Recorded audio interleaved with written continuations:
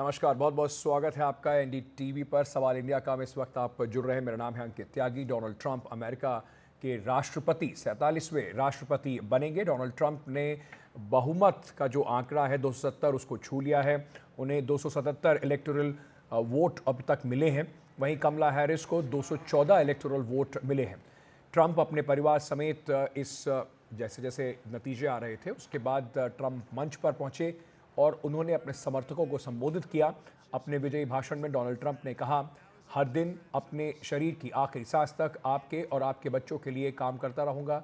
ये अमेरिका का स्वर्णिम काल है। हम सब मिलकर अमेरिका को फिर से महान बनाएंगे। नॉर्थ कैरोलिना, जॉर्जिया और पेंसिल्वेनिया हमने जीता है। हम अलास्का में भी जीत रहे हैं। आपको ये भी बता दें कि इस वक्त डोनाल्ड ट्रंप ने ये कहा कि इस बार एक रिकॉर्ड तोड़ जीत की तरफ वो बढ़ रहे हैं। 315 के आसपास उन्होंने कहा कि वो जाएंगे। और ये जो चुनाव शुरुआत में जो कम से कम जो एग्जिट पोल्स थे और उससे पहले जिस तरीके के जो पोलिंग सामने आ रही थी उसमें एक बहुत टाइट रेस दिखाई पड़ रहा था जिसमें कमला हैरिस को आगे दिखाया जा रहा था, लेकिन नतीजों ने सभी को चौंका जरूर दिया है। But it's a political victory that our country has never seen before, nothing like this. I want to thank the American people for the extraordinary honor of being elected your 47th president and your 45th president. I want to be the first to congratulate our great, now I can say, Vice President-elect of the United States, J.D. Vance.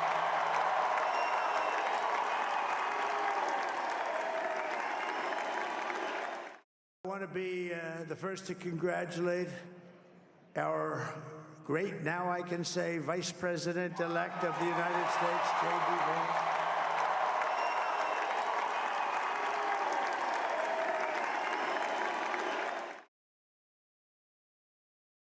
Well, Mr. President, I appreciate you allowing me to join you on this incredible journey. I thank you for the trust that you placed in me. And I think that we just witnessed the greatest political comeback in the history of the United States of America.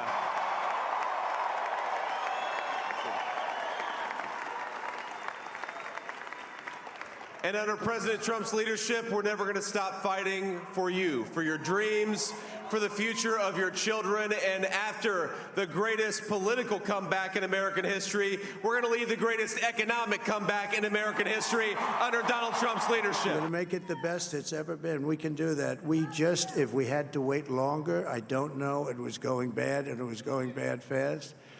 We're going to have to seal up those borders, and we're going to have to let people come into our country. वहीं Donald Trump की जीत पर प्रधानमंत्री नरेंद्र मोदी ने x पर post करके उन्हें बधाई दी। उन्होंने कहा, मेरे दोस्त डोनाल्ड ट्रंप, आपकी ऐतिहासिक चुनावी जीत पर हार्दिक बधाई। आपकी अपने पहले कार्यकाल की कामयाबी को आगे बढ़ाने की यात्रा में आपके साथ मिलकर भारत अमेरिका की वैश्विक और रणनीतिक साझेदारी को और मजबूत बनाएंगे। आइए साथ मिलकर अपने लोगों की बेहतरी और विश्व शांति, स्थिरता और खुशहाली के लिए काम करें। अमेरिका में जो भी होता है और ख़ास तौर से राष्ट्रपति के चुनाव के बाद उसका असर दुनिया के कई देशों पर पड़ता है। ख़ास तौर से जिस वक्त यूक्रेन और रूस के बीच में युद्ध चल रहा है उस पर जो नई प्रेसिडेंटशिप है डोनाल्ड ट्रंप की, उसका एक बहुत बड़ा असर होने वाला है। यूक्रेन के राष्ट्रपति व्लोदिमीर ज़ेलेंस्की ने ट्वीट करके राष्ट्रपति जो इलेक्ट है अब डोनाल्ड ट्रंप, उनको बधाई दी। उन्होंने कहा कि डोनाल्ड ट्रंप की असरदार जीत के लिए बधाइयाँ। मुझे सितंबर में राष्ट्रपति ट्रंप के साथ अपनी मुलाकात याद आती है जब हमने यूक्रेन अमेरिका की रणनीतिक साझेदारी, जीत की योजना और यूक्रेन पर रूसी आक्रमण को खत्म करने पर विस्तार से चर्चा की थी। वैश्विक मामलों में डोनाल्ड ट्रंप की शांति के जरिए शांति की नीति की सराहना करता हूं। इसी सिद्धांत के तहत यूक्रेन में शांति आ सकती है। मुझे उम्मीद है कि साथ मिलकर हम इसे अमल में ला पाएंगे।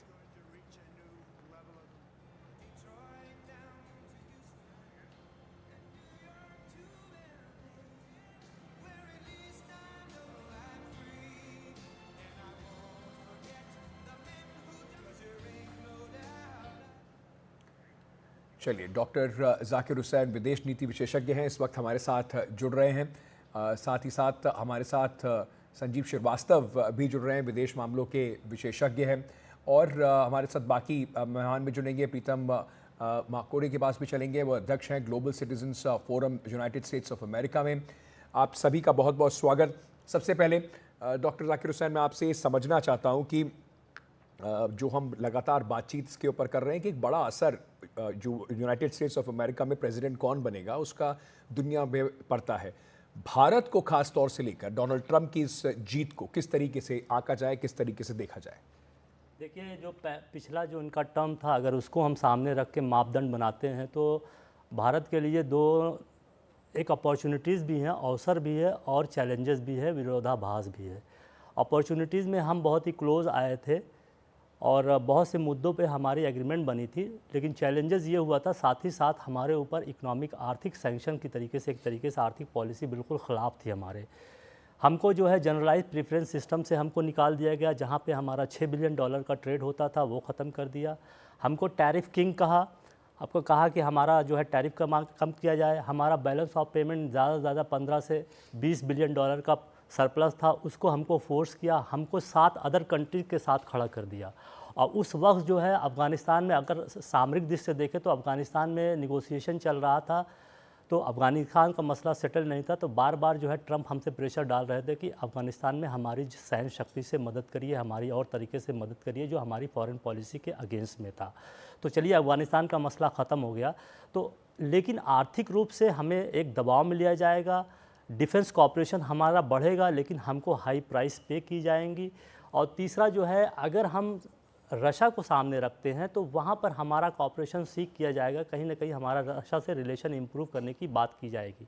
लेकिन अब हम ये देखते हैं कि अगर हम और इंटरनेशनल उसमें जाते हैं तो ट्रंप का रशिया से, पुतिन से 3 मामलों में हम देखते हैं कि समागम हो रहा है, कोएलिशन आपस में मिलान हो रहा है। नंबर 1 यूक्रेन वार ख़त्म करना, नंबर 2 सबसे बड़ा मसला जो है ट्रंप की बाइडेन की पॉलिसी ने चाइना और रशिया को एक कर दिया था, दोनों के ऊपर संक्शन लगा के, दोनों के ऊपर जो है एंटी पॉलिसी चलाकर। जी, पुतिन चाहेंगे कि चाइना और रशिया आपस में टूटे, जिससे इनके लिए फ़ायदा होगा कि चाइना को कॉर्नर करके, उनको अकेला करके उनके साथ जो है एक अच्छा आर्थिक संबंध बनाए। तीसरा जो है, मिडिल ईस्ट में भी जो है वो पुतिन का साथ लेकर ईरान की सैन्य शक्ति को कम करने की कोशिश करेंगे। तो यहाँ पर हमारी जो पुतिन से भी अच्छा रिलेशन है, ईरान से भी हमारा रिलेशन है, तो सामरिक दृष्टि से हमारी इम्पोर्टेंस बढ़ेगी। जी, प्रीतम, प्रमीत माकोरे साहब के पास चलते हैं, अध्यक्ष हैं global citizens forum United states of America के। अभी क्योंकि वहाँ पर रात लंबी है, डोनाल्ड ट्रंप ने विजय अपनी जो है वो घोषित कर दी है, लेकिन दूसरी तरफ अगर बात करें कमला हैरिस की, उनको जो घोषणा करना था, उन्हें जो भाषण देना था, उन्होंने रद्द कर दिया है। तो क्या ये मान के चला जाए कि जो डेमोक्रेट्स हैं उन्होंने हार मान ली है, हथियार डाल दिए हैं, और जैसे जो ट्रांजिशन की जो बात हो रही थी, बिल्कुल एक स्मूथ ट्रांजिशन की तरफ दिखाई पड़ रहा है डोनाल्ड ट्रंप की प्रेसिडेंसी की तरफ?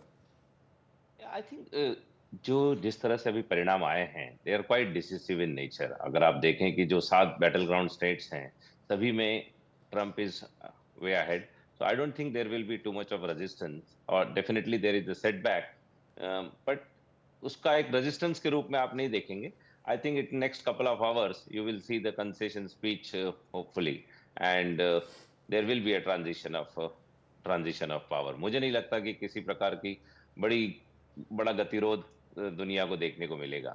या I think it just matter of couple of hours, लोग अपने को आत्मसात करेंगे कि हम हार गए हैं या हम जीत गए हैं, और जितनी बड़ी जीत हुई है उसका सम्मान करते हुए मेरे ख्याल से ट्रांजिशन ऑफ पावर आगे बढ़ेगा। संजीव श्रीवास्तव जी, डोनाल्ड ट्रंप जिस तरीके से उनकी 4 साल पहले भी रहे, एक बड़े आउटस्पोकन नेता के तौर पर जाने जाते हैं।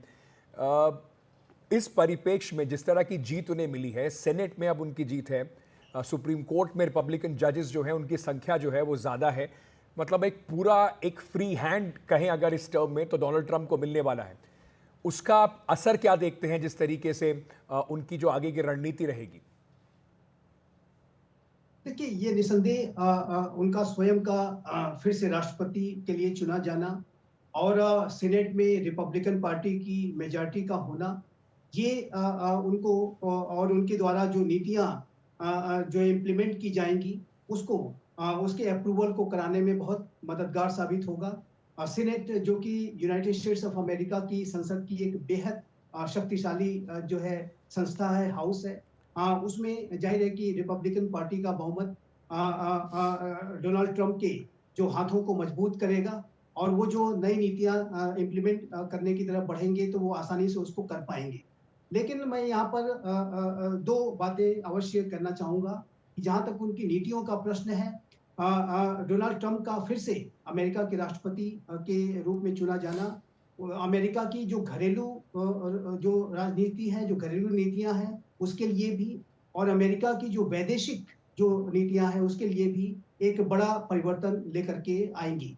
घरेलू नीतियों के संदर्भ में मैं स्पष्ट रूप से देखता हूं कि डोनाल्ड ट्रंप आर्थिक जो चुनौतियां, जो कॉस्ट ऑफ लिविंग की जो क्राइसिस अमेरिका की जनता फेस कर रही है, अनएम्प्लॉयमेंट का जो जो रेट है अभी हाल के समय में उसमें भी बढ़ोतरी देखी गई, इन्फ्लेशन लगातार बढ़ता रहा है, मॉर्टगेज को लेकर के जो अनेक जो चुनौतियां वहां के लोग फेस करते हैं, उन सारे विषयों को एड्रेस करने की जो प्रायोरिटी है वो डोनाल्ड ट्रंप की होगी और वो अनेक टैक्स को कट्स करके और अनेक तरीके के जो है अपनी नीतियों के आर्थिक नीतियों के माध्यम से वो अमेरिका की जनता की जो आर्थिक परेशानियां हैं उसको कम करने का कार्य करेंगे। और अमेरिका की जनता ने जो उनके ऊपर भरोसा जताया है उसके पीछे कारण बहुत स्पष्ट है कि डोनाल्ड ट्रंप एक बिजनेस बैकग्राउंड से आते हैं। वो अमेरिका के पिछले राष्ट्रपति बनने से पहले किसी राजनीतिक पद पे नहीं रहे। जी। उनका जो अप्रोच है बहुत ट्रांजैक्शनल है, कॉस्ट बेनिफिट एनालिसिस के आधार पर वो अपने निर्णय लेते हैं। अमेरिका फर्स्ट की जो उनकी नीति है और जाहिर है कि वो प्रखर राष्ट्रवादी तो है ही। मेक अमेरिका ग्रेट अगेन का तो उन्होंने नारा दिया ही था, साथ ही साथ उन्होंने ये भी कहा कि मेक अमेरिका अफोर्डेबल अगेन, यानी कि जो आर्थिक चुनौतियां वहां की जनता फेस कर रही थी उसको जी। वो एड्रेस करने का उनका सबसे बड़ा प्रायोरिटी थी और उसका एक बहुत बड़ा लाभ मिला है। इमाइग्रेशन के इशू पर भी जो उनका जो रुख होगा सख्त होगा और जो अपनी जो अधूरा जो कार्य मैक्सिको और अमेरिका के बीच की जो वॉल बनाने का कार्य है उसको पूरा करने का संकल्प वो व्यक्त कर रहे हैं। लेकिन एक जो सबसे महत्वपूर्ण जो वैदेशिक स्तर की जो बात है उसके बारे में मैं अवश्य कहना चाहता हूं कि ये डोनाल्ड ट्रंप ही थे जो कि अपने कार्यकाल के पिछले कार्यकाल के दौरान अब्राहम एकॉर्ड्स को लेकर के आए और अब्राहम एकॉर्ड्स का की जो भावना थी उसके अंदर एक डायलॉग एमंग सिविलाइजेशन की भावना थी। अब्राहम एकॉर्ड्स ज्यूज, मुस्लिम्स और क्रिश्चियंस के बीच में एक संवाद को स्थापित करने की प्रक्रिया थी और उसकी वजह से हमने देखा था जी। कि इजराइल की जो नॉर्मलाइजेशन की जो प्रक्रिया है, जी। इजराइल की जो सुन्नी जो अरब राष्ट्रों के साथ बातचीत की प्रक्रिया है वो आगे बढ़ी थी और जी। उसी को तोड़ने के लिए आतंकी संगठन हमास ने और उसके पीछे बैठा हुआ जो ईरान है बिल्कुल। उसने एक बड़ा हमला किया था। अब डोनाल्ड ट्रंप जब फिर से सत्ता में आ गए हैं तो इस बात की संभावना भी प्रबल होगी कि जहां आतंकियों के ऊपर इजराइल बड़ी से बड़ी कार्रवाइयां करेगा और ये कार्रवाई और अधिक सख्त होगी, वहीं इजराइल की जो नॉर्मलाइजेशन की जो प्रक्रिया है वो भी आगे बढ़ सकती है। ये ठीक है। डोनाल्ड ट्रंप जब व्हाइट हाउस में होंगे ठीक तो है। वो अब्राहम एकॉर्ड्स की जो प्रक्रिया को आगे बढ़ाने का काम करेंगे, तो ये भी एक बड़ा ठीक है। परिवर्तन हम ठीक है। अमेरिका की विदेश डॉक्टर नीति में देख भारत सकते हैं बड़ई, और इससे आप भी हमारे साथ जुड़े। डॉक्टर बड़ई, मैं आपके से ये बात समझना चाहूँगा कि जिस तरीके से अभी एग्जिट पोल्स में भी देखने को मिला कि डेमोक्रेसी एक बड़ा मुद्दा था वोटर्स के लिए, सबसे बड़ा मुद्दा था वोटर्स के लिए, उसके बाद इकोनॉमिक वेलबींग था, फिर उसके बाद रिप्रोडक्टिव राइट्स की बात हो रही थी, महिलाओं के राइट्स की बात हो रही थी। लेकिन जिस तरीके से उसको इंटरप्रेट किया जा रहा था कि जो बार बार डेमोक्रेटिक कैंपेन था कि अगर डोनाल्ड ट्रंप आए तो एक फासिस्ट रिजीम आ जाएगी, डेमोक्रेसी खत्म हो जाएगी, कम से कम अमेरिकी वोटर्स को ऐसा बिल्कुल भी नहीं लगा है। ऐसा है कि अब आप एग्जिट पोल देखें तो करीब 33% को ऐसा था कि डेमोक्रेसी का प्रॉब्लम होगा, तो वो डेमोक्रेट्स हैं। 21% को इकोनॉमी का प्रॉब्लम था। वो जो रिप्रोडक्टिव राइट का प्रॉब्लम था वो 14% लोगों ने ही बताया था। तो जो यंग लड़कियां हैं, यंग स्त्री हैं, उनको ऐसा लग रहा था कि उनके रिप्रोडक्टिव राइट ऊपर रिस्ट्रिक्शन आ रहा है और मैं उनके साथ सहमत हूँ। लेकिन जब लोग वोटिंग करते हैं तो काफ़ी मुद्दों पर वोटिंग करते हैं, एक मुद्दे पर वोटिंग नहीं करते। तो इलीगल इमिग्रेशन, इकोनॉमिक्स, वो दो मुद्दे थे वो आगे ज़्यादा आ गए। और लॉ एंड ऑर्डर, अब क्या हो गया था कि जब से जॉर्ज फ्लॉयड का मामला हुआ था तब से पुलिस ऊपर बहुत कार्रवाई होती थी। उनको बोलते थे कि ये मत करो, वो मत करो। कभी वेस्टर्न स्टेट में तो चोरी करते थे लोग, शॉप लिफ्टिंग करते थे, तो बोलते हैं हाँ उनको ले जाने दो, वो तो अपने इंश्योरेंस से ले जाएंगे। तो लोगों में ये भावना हो गई थी कि डेमोक्रेट जब है तो लॉ एंड ऑर्डर ऊपर ध्यान नहीं रखते हैं, पुलिस के डिफंडिंग की बात करते थे। इलीगल इमिग्रेंट कितने आए थे बड़ी बड़ी शहरों में, और उन लोगों को फैसिलिटी देते थे, लेकिन जो वहाँ के नागरिक हैं उसको पर टैक्स लगाना पड़ता था ये इलीगल को सपोर्ट करने के लिए। तो लोगों में काफ़ी असंतोष था, और वो देख रहे थे कि बाइडन और हैरिस लोगों के लिए, नागरिकों के लिए नहीं करते हैं, लेकिन इधर उधर इलीगल के लिए करते हैं। दूसरा कि वो लोग टैक्स बढ़ाते थे, डेमोक्रेट को लिए बोलते थे कि टैक्स एंड स्पेंड। जी। तो लोगों में भी ये भी नाराजगी थी कि ये टैक्स बढ़ाए नहीं रखें, और ट्रंप ने उसका फायदा भी लिया और बोला कि नहीं मैं टैक्स नहीं बढ़ाऊंगा। दूसरा, वर्कर के लिए Trump make in America industry को प्रोत्साहन दे रहे थे। वो जब अगली बार प्रेसिडेंट थे तो कॉरपोरेशन ऊपर 35% टैक्स था, उसको कम करके 21 किया था जी। और इंडस्ट्री को बोला था कि आप चाइना में बन बनाओ, दूसरे देश में मत बनाओ, आप अमेरिका में ही बनाओ। तो उसको भी ये उत्तेजन देंगे अभी आकर कि जो कुछ भी करना है अमेरिका में बनाओ। चाइना पर टैरिफ लगाएंगे। चाइना वाले माल मैक्सिको ले जाते थे, वहाँ थे, बनाते थे और बोलते थे मेड इन मैक्सिको, जी। क्योंकि मैक्सिको, अमेरिका और कनाडा के बीच फ्री ट्रेड एग्रीमेंट है। तो ट्रंप ने वो भी बोला कि नहीं, वो जो चोरी करते हैं चाइनीज माल मैक्सिको ले जाते हैं, उसको रैप करके मेड इन मैक्सिको बनाते हैं, ठीक है। वो मैं नहीं चला दूंगा। तो जो वर्कर्स है उनको भी ऐसा लगा कि ट्रंप ऐसा आदमी है कि अमेरिकन वर्कर्स, अमेरिकन इंडस्ट्रीज उसको प्रोटेक्शन देंगे। बिल्कुल। तो कई सारे मुद्दे ऐसे हुए जिससे डोनाल्ड ट्रंप को ये बड़ी जीत जो है वो मिली है, और कमाल की बात यह है कि इतिहास में, कम से कम अमेरिका के इतिहास में दूसरी बार इतिहास बनते बनते रह गया। एक महिला राष्ट्रपति अमेरिका में चुनते चुनते रह गई, क्योंकि हिलरी क्लिंटन को 2016 में भी डोनाल्ड ट्रंप ने हराया था, और अब कमला हैरिस को 2024 में डोनाल्ड ट्रंप ने हराकर दूसरी बार इतिहास के और जो अमेरिकन हिस्ट्री है और एक पहली महिला राष्ट्रपति के बीच में डोनाल्ड ट्रंप को खड़ा पाया देखा गया है। बहुत छोटा सा एक ब्रेक ले रहे हैं। हमारे जो मेहमान है हमारे साथ रहेंगे, थोड़ा सा और चर्चा करेंगे, समझने की कोशिश करेंगे कि इसके और कैसे और किन किन जगहों पर जो परिणाम है अमेरिका के, उनका असर पड़ने वाला है। बने रहिए हमारे साथ।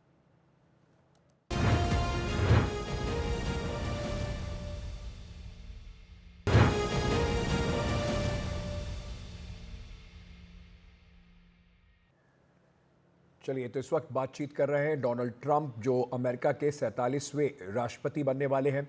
ज़बरदस्त जीत रिपब्लिकन पार्टी की इस बार अमेरिका में दिखाई पड़ रही है। दूसरी बार राष्ट्रपति बनेंगे डोनाल्ड ट्रंप।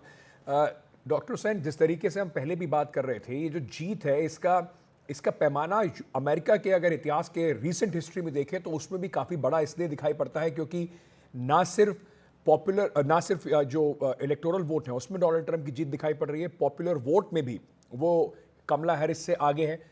2016 में जब उन्होंने चुनाव जीता था तब वो हिलरी क्लिंटन से पीछे थे, और साथ ही साथ सेनेट में भी उनकी जीत है, सुप्रीम कोर्ट में भी उनके जो रिपब्लिकन जजेस हैं उनकी संख्या ज़्यादा है।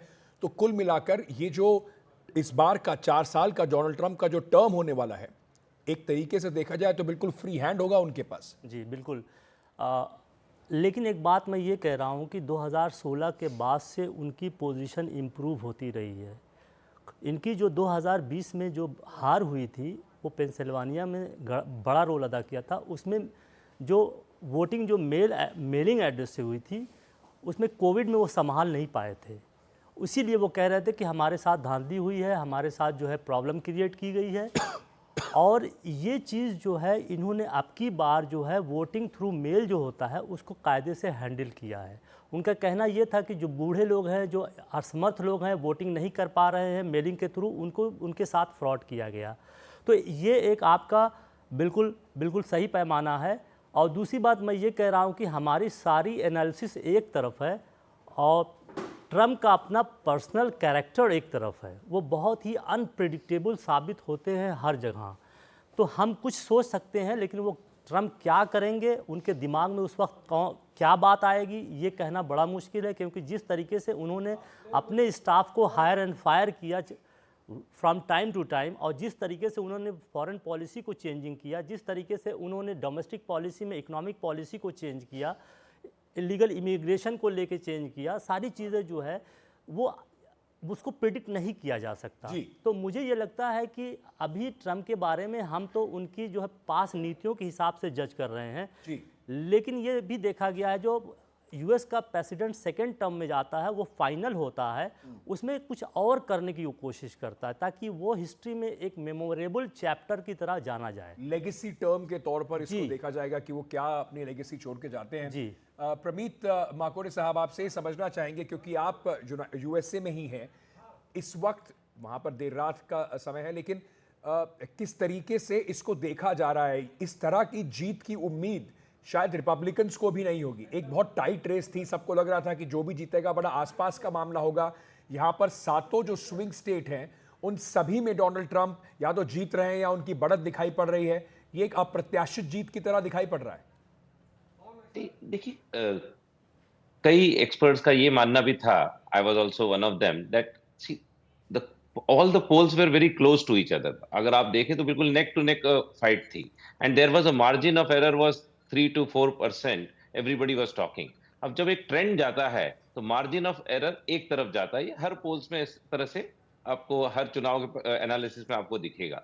तो यहाँ पर भी यही दिख रहा है कि not only one swing state, entire all 7 swing states, the margin of error went towards the Republican side, went towards Trump side, and it was quite evident the way he has done almost 900 rallies, and he was talking all the right topics which was touching the common man. जैसे वो inflation की बात कर रहे थे, जो सबसे ज्यादा मोस्ट इंपॉर्टेंट इशू था इन्फ्लेशन, सेकंड इलीगल इमिग्रेशन, और ये सब चीज, and making America great again. Now who can say no to that? और ये सब, और सबको पता है कि नहीं, status quo is not going to work in America. The debt is increasing like anything, $30 trillion से ज्यादा का डेट हो चुका है, गवर्नमेंट में इनएफिशिएंसीज काफी आ गई हैं, एंड ट्रम्प और रिपब्लिकन की जो स्टाइल है, that will bring lot of changes to it. Even in this welcome, in the acceptance speech, और इन द स्पीच ऑफ जो विक्ट्री स्पीच जो उन्होंने दी, उसमें उन्होंने 2 बातें कही। एक तो इलॉन मस्क के बारे में उन्होंने काफी विस्तृत रूप से चर्चा की, और दूसरा RF Kennedy. RF Kennedy को he has already mentioned that he is going to transform the healthcare. Now, America की एक सबसे बड़ी समस्या जो है, it is the rising cost of healthcare and falling health outcomes. मैं कहूंगा कि युद्ध से ज्यादा, टेररिज्म से ज्यादा, rising cost of healthcare is a big issue, and he is going to make a transformational change in the healthcare sector. और उसमें एक बहुत बड़ा मौका है भारतीय बिजनेसमैन के लिए। और जैसे एक आईटी रिवॉल्यूशन आया था, आईटी रिवॉल्यूशन इंडिया में अब आया जब लाखों की संख्या में आईटी इंजीनियर्स अमेरिका आने लगे। Now this is the time that the integrative health, that is to reduce the cost of America's healthcare and improve the outcome. The most important part will be played by the integrative health space, that is how modern medicine and traditional medicine, that is yoga, naturopathy, and even some part of Ayurveda, how it can come together and bring the healthcare cost is very important. So आज उन्होंने पहले ही कहा कि RF Kennedy, मैं आपके पास दोबारा आता हूं परिवर्तन लाएंगे। दोबारा इसमें थोड़ी बात करते हैं। RF Kennedy, Robert F Kennedy की बात हो रही है। उन्होंने एक इंडिपेंडेंट कैंडिडेट के तौर पर खड़े हुए थे, लेकिन बाद में पूरा समर्थन जो है वो डोनाल्ड ट्रंप को दिया। चलते हैं सीधे हमारी सहयोगी कादम्बी शर्मा के पास, उनसे समझने की कोशिश करते हैं। कादम्बी, इतनी बड़ी अप्रत्याशित जीत जो है, जिसके बारे में अभी लगातार चर्चा हो रही है, हमारे यहाँ पे एग्जिट पोल पर लोग सवाल उठा रहे थे, अमेरिकन एग्जिट पोल भी इस बार फेल होते दिखाई पड़ रहे हैं। कैसे वो जीत बनी, कादम्बी जरा दर्शकों को समझा दीजिए। चलिए देखते हैं कि ओवरऑल जो है वो क्या हुआ है इस चुनाव में। तो आपको बताते हैं आंकड़ों के जरिए कि आखिर हुआ क्या। ऐसे जो जीत हुई है डोनाल्ड ट्रंप की, बहुत ज़बरदस्त जीत हुई है। तो यहाँ पर 494 जो हैं वो यहाँ पर इलेक्टोरल वोट जो हैं आप देख रहे होंगे 538 में से बहुमत का आंकड़ा, यानी कि 270 जिसको मिला वो उसके लिए मैजिक नंबर, वो बनेगा प्रेसिडेंट, वो मिला है डोनाल्ड ट्रंप को। और कमला हैरिस को 224 इलेक्टोरल वोट्स मिले हैं सभी 50 राज्यों को अगर हम मिला के देखते हैं। इसके अलावा आप देखें ये जो मैप जो है जिस तरह से पूरा रंगा हुआ है, अभी तक भी कुछ जो है वो साफ तौर पर सामने नहीं आए। जो ग्रे एरियाज आप देख रहे हैं वहाँ पर थोड़ा सा वक्त लग रहा है, लेकिन ये फिलहाल स्थिति है अभी अमेरिका की। और साफ तौर पर 270 क्योंकि डोनाल्ड ट्रंप को मिल गए हैं, तो वो अगले राष्ट्रपति 47वें राष्ट्रपति अमेरिका के होंगे। ये आप देखें, ये जो स्विंग स्टेट्स हैं ये बहुत इंटरेस्टिंग है। अगर आप देख रहे हैं ये जो सारे जो स्विंग स्टेट्स हैं, ये अगर आप देखेंगे तो ये काफ़ी इंटरेस्टिंग है। यहाँ पर भले ही अभी साफ ना हो, लेकिन एक इंडिकेशन बड़ा क्लियर कट है कि जो बाकी भी जो हैं, चाहे मिशिगन हो, विस्कॉन्सिन हो या फिर एरिजोना हो, नेवाडा हो, ये भी जा रहे हैं ट्रंप के खाते में। और ये तो साफ तौर पर पेंसिल्वेनिया, नॉर्थ कैरोलिना और जॉर्जिया जो हैं वो ट्रंप के खाते में गए हैं। यानी कि कुल 51 की उनको ज़रूरत थी, उनको मिल गए हैं, डोनाल्ड ट्रंप को मिल गए हैं। और इसमें स्विंग स्टेट्स में इस बार कमला हैरिस को कुछ भी नहीं मिला है, डेमोक्रेट्स को कुछ भी नहीं मिला है। तो फ़र्क क्या है? अगर हम 2020 से फ़र्क हम देखें तो कमला हैरिस को यानी डेमोक्रेट्स को 47.4% यहाँ पर मिला है स्विंग स्टेट्स का, जो कि -3.9% है पिछली बार के कंपैरिजन में। लेकिन डोनाल्ड ट्रंप के लिए ये बढ़ा है आंकड़ा 4.4% बढ़ते हुए डोनाल्ड ट्रंप का जो प्रतिशत है यहाँ पर स्विंग स्टेट्स में वो 51.2% हो चुका है। ये एक वजह, बड़ी वजह है कि यहाँ पर डोनाल्ड ट्रंप जो हैं वो ज़बरदस्त तरीके से वापस आए हैं। तो स्विंग स्टेट्स इस बार सातों की सातों स्विंग स्टेट्स यहाँ पर डोनाल्ड ट्रंप के खाते में गए हैं। क्या हुआ है ये भी हम आपको बताते हैं। ये 3 तस्वीरें आपको हम दिखा रहे हैं। सबसे पहले हम 2016 की अगर आप तस्वीर देखें, यहाँ पे बड़ा साफ है। उस वक्त हिलरी क्लिंटन को 227 मिले थे और ट्रंप को 304। और ये आप देखेंगे अगर तो बड़ा साफ यहाँ पर क्लियर कट दिखता है कि हुआ क्या था। वोट शेयर की अगर हम बात करें तो क्लिंटन को 48%, ट्रंप को 46%। 2020 इसके बिल्कुल पलट अगर आप देखें तब साफ दिखाई देता है, ब्लू और रेड में फ़र्क आपको साफ यहाँ नज़र आएगा। बाइडेन को 306 इलेक्टोरल कॉलेज, यहाँ पर ट्रंप को 232। वोट शेयर की बात करते हैं तो बाइडेन को 51% और ट्रंप को सिर्फ 47%। अब यही चीज़ यहाँ पर 2024 में अगर आप देखें तो ये पलटती हुई नज़र आई है।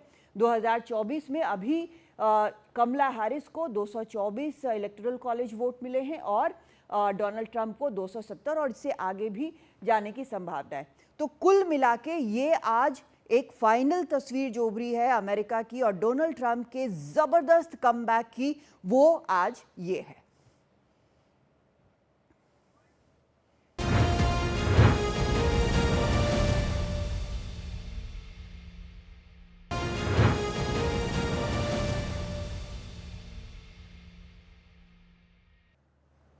$270 रिपब्लिकन इलेक्टोरल वोट्स पाके डोनाल्ड ट्रंप 47वें राष्ट्रपति बनने वाले हैं। दूसरी बार व्हाइट हाउस की तरफ उनके कदम बढ़ने वाले हैं। वहीं कमला हैरिस जो वाइस प्रेसिडेंट हैं, उनकी जो कोशिश थी इतिहास में पहली महिला राष्ट्रपति बनने की, एक बार फिर से डोनाल्ड ट्रंप उस ऐतिहासिक क्षण के बीच में खड़े दिखाई पड़े और इस वक्त जीत की ओर दिखाई पड़ रहे हैं। जितने भी स्विंग स्टेट हैं जिनकी बार बार बात हो रही थी कि वो शायद ये चुनाव तय करेंगे, कमाल की बात यह है कि सातों के सातों स्विंग स्टेट्स में, जिनमें 4 में जीत चुके हैं, 3 में डोनाल्ड ट्रंप आगे दिखाई पड़ रहे हैं। ये एक बहुत बड़ा बदलाव पिछले चुनाव से, 2020 के चुनाव से देखने को मिल रहा है, जहां पर पेंसिल्वेनिया जैसा एक स्विंग स्टेट है, महत्वपूर्ण स्विंग स्टेट, जो पिछली बार जो बाइडेन के पास था उसको डोनाल्ड ट्रंप ने जीत लिया है। तो क्या प्रमुख कारण रहे और ट्रंप का आने वाला कार्यकाल किस तरीके का होगा, इस पर चर्चा कर रहे हैं। हमारे साथ मेहमान बने हुए हैं संजीव श्रीवास्तव जी। भारत और अमेरिका के रिश्तों के बारे में कुछ बात करते हैं। भारत और अमेरिका के रिश्तों में आप अब किस तरीके से कुछ बदलाव देखने वाले हैं? क्या उम्मीद रखें कम से कम भारत को लेकर? क्योंकि जहां पर अगर बात करें तो ट्रेड को लेकर डोनाल्ड ट्रंप का बड़ा कड़ा रवैया रहा है, इमिग्रेशन को लेकर बड़ा कड़ा रवैया रहा है, साथ ही साथ भारत और चाइना में अब रिश्ते सुधर रहे हैं। डोनाल्ड ट्रंप का हमेशा से, जो पिछली बार भी उनकी प्रेसिडेंसी में चाइना के साथ उनकी थोड़ी तल्ख रिश्ते रहे थे, तो किस तरीके से आप आने वाला समय भारत और अमेरिका के रिश्तों में देख रहे हैं? देखिए अंकित जी, भारत और अमेरिका की जो कॉम्प्रिहेंसिव ग्लोबल स्ट्रेटेजिक पार्टनरशिप है, उसको यूनाइटेड स्टेट्स ऑफ अमेरिका में बाईपार्टिजान सपोर्ट हासिल है। और यदि भारत की भी मैं बात करूं तो अगर कुछ वामपंथी दलों को आप साइड में रख दें, तो जो भारत के जो प्रमुख जो राजनीतिक दल हैं वो सभी भारत अमेरिका के संबंधों को बढ़ाना चाहते हैं और भारत में भी कमोबेश ये समर्थन मिलता है। और इसका जो कारण बहुत स्पष्ट है कि भारत और अमेरिका के बीच की जो रणनीतिक साझेदारी है वो हमारे shared democratic values, shared interest, shared opportunities, shared challenges के ऊपर आधारित है। और ये जो संबंध हैं ये दो सरकारों के बीच के ही संबंध नहीं है, बल्कि दो विश्व के सबसे बड़े लोकतांत्रिक राष्ट्रों के बीच के संबंध है। और जो इंडियन डायस्पोरा है, जो 5.2 मिलियन का बहुत ही स्ट्रांग रोबस्ट इंडियन डायस्पोरा है, उसका भी एक बड़ा रोल इन संबंधों को बना के रखने में होता है। इसी वजह से ये मेरा स्पष्ट रूप से मानना रहा है कि अमेरिका में चाहे कोई भी राष्ट्रपति क्यों न बन जाए, भारत और अमेरिका के संबंधों में लगातार प्रगति होगी। ये संबंध हायर ट्रेजेक्टरी को लगातार अटेन करते रहेंगे। राष्ट्रपति ट्रंप के अगर मैं कार्यकाल में मैं विशेष रूप से जो मेरे असेसमेंट के मुताबिक भारत और अमेरिका के जो रक्षा, सुरक्षा, काउंटर टेररिज्म, इंटेलिजेंस शेयरिंग के बीच के जो संबंध हैं वो और अधिक प्रगाढ़ और मजबूत होंगे। और राष्ट्रपति ट्रंप, जैसा कि मैं पहले कह रहा था कि आतंकवाद, अतिवाद जैसे जो एक्सट्रीमिस्ट जो सोच है उसके विरुद्ध वो कड़ी से कड़ी कार्रवाइयां करते हैं। और भारत भी आतंकवाद और अलगाववाद की चुनौतियों को जो है फेस कर रहा है। विदेशों की धरती से भारत के खिलाफ अनेक साजिशें रची जा रही हैं और इजराइल भी एक बड़ी समस्या और आतंकवाद की सबसे बड़ी लड़ाई वो लड़ रहा है। तो ऐसे में जो मेरा ऐसा असेसमेंट है, मेरे विचारों के मुताबिक जो भारत और अमेरिका के बीच का जो सुरक्षा और रक्षा के संदर्भ में, आतंकवाद के विरोध के संदर्भ में जो सहयोग है वो और अधिक प्रगाढ़ और मजबूत हो सकता है। जो एग्जिस्टिंग एडमिनिस्ट्रेशन है उसकी तुलना में कहीं ज्यादा ये सशक्त और मजबूत हो सकता है। बिल्कुल। जहां तक आर्थिक विषयों की बात है तो आर्थिक, देखिए डोनाल्ड ट्रंप एक बिजनेस क्लास से आते हैं और वो ट्रांजैक्शनल है और कॉस्ट बेनिफिट एनालिसिस के आधार पर अपने निर्णय लेते हैं जी। तो ऐसे में वो कुछ ऐसे प्रस्ताव रख सकते हैं कि जिसकी की वजह से भारत और अमेरिका के बीच में कुछ आर्थिक विषयों को लेकर के कुछ भिन्न मत आ सकते हैं। लेकिन जो भारत और अमेरिका के संबंधों की सबसे बड़ी ताकत यह है कि हम अपनी असहमतियों के लिए भी सहमत होने के लिए तैयार होते हैं। ठीक है। We agree to disagree and वो जो भारत की अमेरिका की जो स्पिरिट है वो इन संबंधों में कोई अगर मतभेद के विषय भी आते हैं तो उसका रेजोल्यूशन निकाल लेते हैं। और मेरा मानना है कि भारत और अमेरिका के संबंध लगातार आगे बढ़ते रहेंगे। यानी कि स्थिरता जो है संबंधों में रहेगी। वैसे भी हमने देखा है कम से कम पर्सनल तौर पर अगर रिश्ते देखें तो डोनाल्ड ट्रंप और प्रधानमंत्री नरेंद्र मोदी के बीच में काफ़ी गर्मजोशी दिखाई पड़ती है। सीधे चलते हमारे सहयोगी उमा शंकर सिंह इस वक्त हमारे साथ जुड़ रहे हैं। उमा, सबसे बड़ी बात जो अभी निकलकर सामने ये भी देखने को मिल रही है, इस वक्त 280 तक पहुंच गया है डोनाल्ड ट्रंप के जो इलेक्टोरल वोट का आंकड़ा है। स्विंग स्टेट जो है सातों, उन सभी में क्लीन स्वीप करते नजर आ रहे हैं। जी बिल्कुल अंकित, देखिए जो उनका खुद का प्रोजेक्शन, जो उन्होंने अभी विजयी भाषण में एक बात कही थी, उन्होंने कहा था 315 जो इलेक्टोरल कॉलेज वोट है वो उनको मिलने जा रहा है। तो बहुत बड़ी लैंडस्लाइड जो जीत है वो उनको मिली है। और आपने सही कहा कि इसमें सबसे ज़्यादा या ये भी कह सकते हैं कि पूरा का पूरा जो योगदान है वो स्विंग स्टेट्स का है, जहाँ पे 93 इलेक्टोरल कॉलेज वोट आते थे और पहले सिर्फ एक जो नॉर्थ कैरोलिना था वो सिर्फ जो है वो रिपब्लिकन पार्टी के पास था। लेकिन अब जो है वो 7 के साथ जो स्विंग स्टेट हैं वो रिपब्लिकन पार्टी के पास आ गई है। और 51 सीटों की ज़रूरत थी, लेकिन वहाँ कुल 93 जो सीटें हैं वो डोनाल्ड ट्रंप के पास आती दिख रही हैं। तो जो 270 का आंकड़ा उन्होंने छुआ, जो कि अभी आपने बताया 280 तक पहुंच गया है, तो उसमें उस 93 सीटों का बहुत अधिक योगदान जो है वो रहा। इसके अलावा बाकी जो ट्रेडिशनल जो स्टेट्स हैं जो ट्रंप के पास थे वो उनके पास बने रहे, जो रिपब्लिकन के पास थे, जो माफ़ कीजिएगा जो डेमोक्रेट्स के पास थे वो बने रहे। और लेकिन स्विंग स्टेट ने सारा खेल कर दिया और 224 पर ही कमला हैरिस जो है वो अब तक अटकी नज़र आ रही हैं। तो ये एक बहुत बड़ा जो जीत है और इस लिहाज से भी ऐतिहासिक जीत है, क्योंकि 130 साल बाद पहली बार ऐसा हुआ है कि कोई राष्ट्रपति जो है वो पहला कार्यकाल पूरा करने के बाद और दूसरे कार्यकाल के लिए जब वो लड़ाई लड़ रहे थे 2020 में तो हार गए, और उसके बाद गैप के बाद 4 साल के गैप के बाद व्हाइट हाउस जो है वो डोनाल्ड ट्रंप जो है वो लौटने वाले हैं। तो अपने आप में काफ़ी ऐतिहासिक जो है ये जीत है। दूसरी तरफ अगर हम बात करें फीसदी में कि किसको कितना वोट मिला है तो वो भी साफ नज़र आता है। अगर हम कमला हैरिस की बात करें तो 47.4% वोट के साथ वो पिछड़ गई, और डोनाल्ड ट्रंप जो है वहीं पर 51.2% मतों के साथ जो है वो आगे निकल गए। और आपको याद होगा अंकित कि जब भी सर्वे आ रहा था चुनाव से पहले तो ये कहा जा रहा था कि मार्जिनल वोट से ही सही कमला हैरिस आगे हैं, चाहे 1% वोट से हो या 1.5% वोट से हो। तो वो सर्वे जो है वो भी धरे के धरे रह गए और तकरीबन 4% वोट से जो है ट्रंप आगे निकल गए, और अब इस व्हाइट हाउस पर उनका कब्जा हो गया है। 20 जनवरी को वो औपचारिक तौर पे जब शपथ लेंगे तो उसके बाद फिर से दूसरा कार्यकाल पूरा करने के लिए इसी व्हाइट हाउस में पहुंचेंगे। बिल्कुल, दूसरी बार व्हाइट हाउस की तरफ डोनाल्ड ट्रंप जो है उनके कदम अब चलेंगे, व्हाइट हाउस की तरफ दोबारा पहुंचेंगे।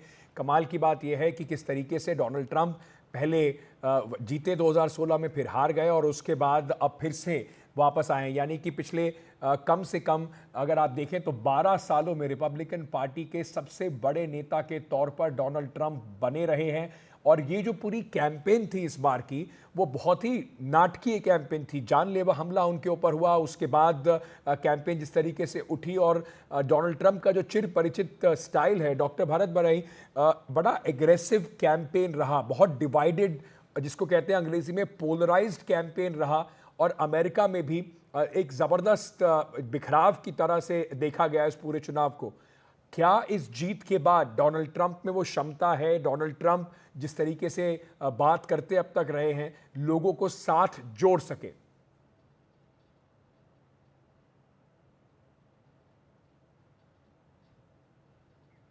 मुझे लगता है डॉक्टर बरई के साथ हमारा जो संपर्क है वो टूट गया है। लेकिन प्रमीत माकोड़े साहब, मैं आपसे सवाल पूछना चाहूँगा कि आप क्योंकि कैंपेन को वहाँ पर देख भी रहे थे, तो बहुत डिवाइडेड कैंपेन था, पोलराइजिंग कैंपेन था। डोनाल्ड ट्रंप के ऊपर बार बार आरोप लगे कि वो कभी महिलाओं के बारे में कोई भाषा का कुछ इस्तेमाल कर देते हैं, कभी इमिग्रेंट्स के बारे में।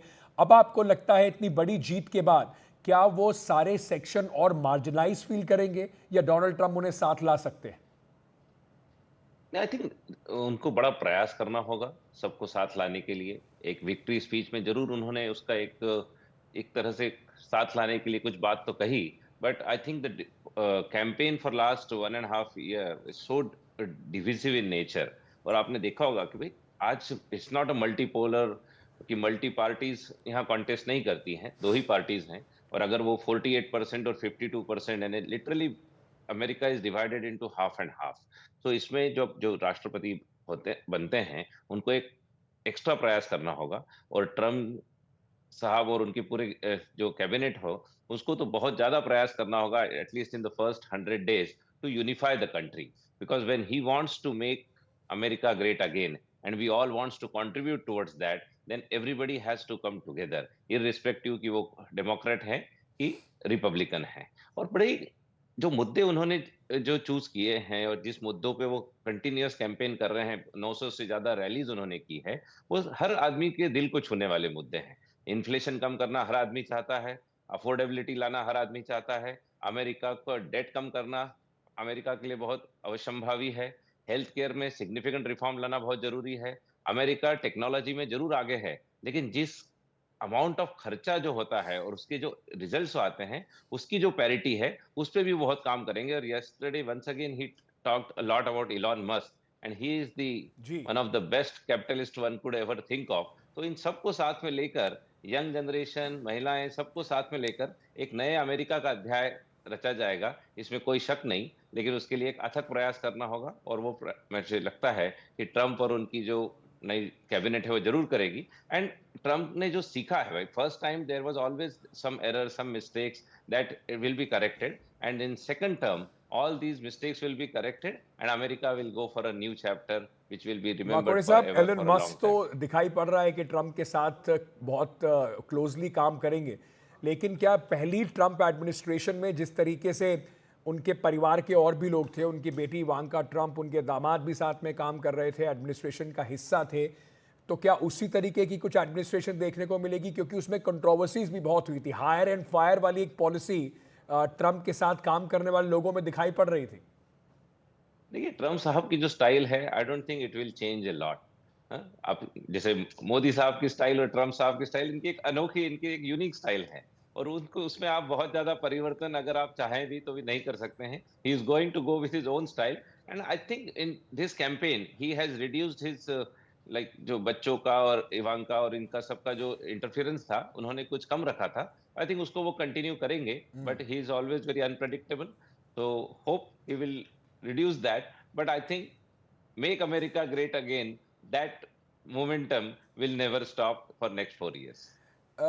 डॉक्टर जाकिर हुसैन, मैं आपसे अंत में ये समझना चाहूँगा, और ख़ास तौर से हम इस वक्त अमेरिकी राष्ट्रपति चुनाव के बारे में बात कर रहे हैं, जब मिडल ईस्ट में, वेस्ट एशिया में ज़बरदस्त घमासान मचा हुआ है, टेंशन्स जो हैं वो बढ़ी हुई हैं, यूक्रेन रशिया वॉर जो है वो लगातार चल रहा है। इससे पहले अमेरिका बिल्कुल यूक्रेन के साथ खड़ा दिखाई पड़ रहा था, हथियार उनको दे रहा था, पैसा उनको दे रहा था।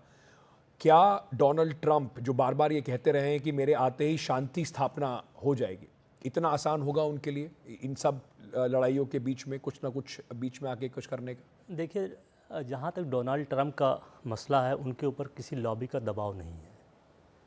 वो अपनी स्पीच में पहले ही कह दिया कि हम डीप स्टेट को डिस्ट्रॉय कर देंगे। डेमोक्रेट के साथ जो है बहुत सी लॉबीज़ रहती हैं, एक मतलब कांग्रेस की तरह बहुत से छोटे छोटे ग्रुप्स उसमें रहते हैं, जिसमें ऑयल की लॉबी, एनर्जी की लॉबी रहती है, आर्म सप्लायर की लॉबी रहती है। अब उसमें अब इधर ट्रंप के साथ जो है ये मसले नहीं है। अगर ट्रंप चाहेंगे तो चीज़ें ख़त्म हो सकती हैं, लेकिन यहाँ पे बार्गेनिंग होगी। पुतिन का इनका रिलेशन अच्छा है, लेकिन पुतिन किस कॉस्ट में ट्रंप की लाइन पे आएंगे ये देखना पड़ेगा, क्योंकि पुतिन कह रहे हैं हमको 30% जो है यूक्रेन का हिस्सा चाहिए ताकि हम बफर जोन बनाएं। तो क्या ट्रंप जो है इस एग्रीमेंट पे तैयार होंगे? अगर वो तैयार हो जाते हैं तो सबसे पहला इफेक्ट जो है पुतिन और चाइना के बीच में आएगा। हाँ। ये जो है दोनों की दोस्ती को तोड़ना बहुत ही ज़रूरी है अमेरिका फर्स्ट बनाने के लिए। जी, मेरे पास समय बिल्कुल खत्म हो गया। बहुत बहुत शुक्रिया आप सभी मेहमानों का हमारे साथ जुड़ने के लिए। कोशिश हमें यही थी कि दर्शकों को थोड़ा आसानी से समझा सकें कि इस पूरी जीत के मायने क्या हैं। जाने से पहले भारत में शशि थरूर कांग्रेस के बड़े नेता हैं, जूनियर विदेश मंत्री रहे हैं भारत के अंदर। उन्होंने डोनाल्ड ट्रंप की जीत पर और आगे आने वाले 4 साल वो किस तरीके से देखते हैं डोनाल्ड ट्रंप पर, उस पर क्या कहा, हमारे सहयोगी हिमांशु शेखर ने उनसे बातचीत की, आपको सुनाते हैं। डोनाल्ड ट्रंप अमेरिका के नए राष्ट्रपति होंगे। शशि थरूर, क्या मायने हैं भारत के लिए? देखिए, मेरे ख्याल में हम तो उनकी अच्छी तरह जानते हैं, 4 साल तो राष्ट्रपति रह चुका है, तो ज़्यादा सरप्राइज नहीं होना चाहिए। आपको पता है कि किस किस्म की राजनीति वो करते हैं। वो एक ट्रांजैक्शनल नेता है, वो कहेंगे कि आप हमारे लिए क्या करने वाले हैं, उसके अनुसार मैं आपके लिए कुछ करूं। उस किस्म की बातचीत हो सकते हैं उनके साथ।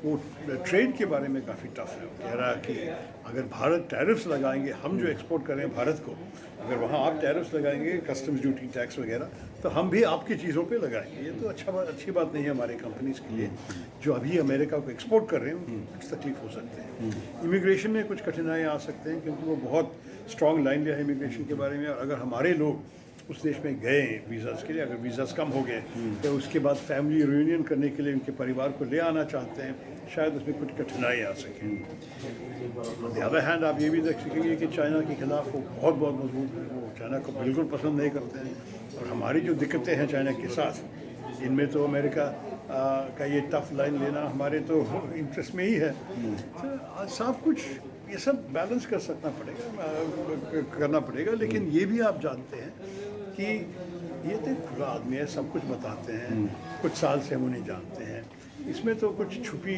बात नहीं है। मेरे ख्याल में मुझे लग रहा है कि हम ये सब इस जानकारी के साथ आगे जाना है। हमसे बात करने के लिए शुक्रिया। दिल्ली से हिमांशु शेखर, एनडीटीवी इंडिया। चलिए छोटा सा एक ब्रेक ले रहे हैं, ब्रेक के बाद वापस आ रहे हैं, बने रहिए हमारे साथ।